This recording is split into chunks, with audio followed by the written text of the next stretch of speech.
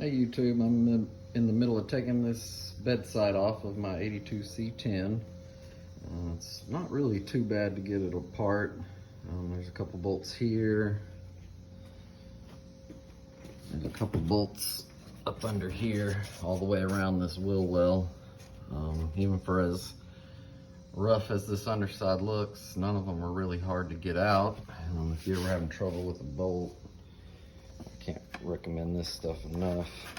A friend of mine that works in the oil fields gave me a can, and I feel like I've used it and it's still pretty full, and I've not had to really cut anything out yet. So it does the trick. There's a couple more bolts I've got to get loose from here. I'll slide underneath. May edit some of this out.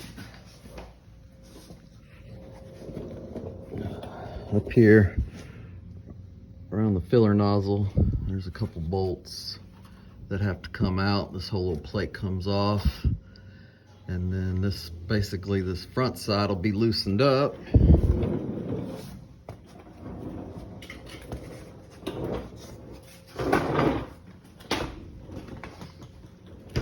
then kind of the same thing over here. There's some more bolts. Get one shot. Those have to come out. You can kind of see where I've already took the other bolts out. But once those are out, there's another one right here that has to come out. Right here. Once those are out, this bed frame's basically off.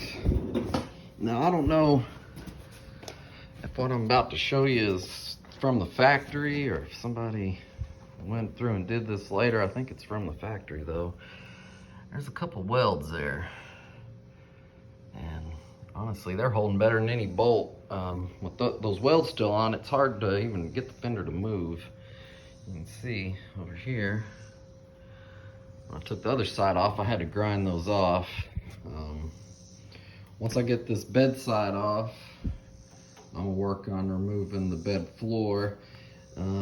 It looks pretty rough, but really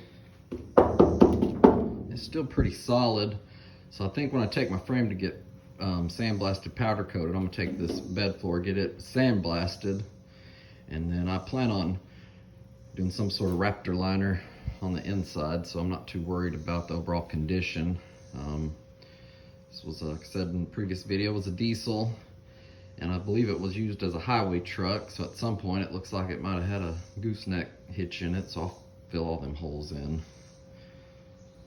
But for the most part, teardown's going along well. Not a whole lot left.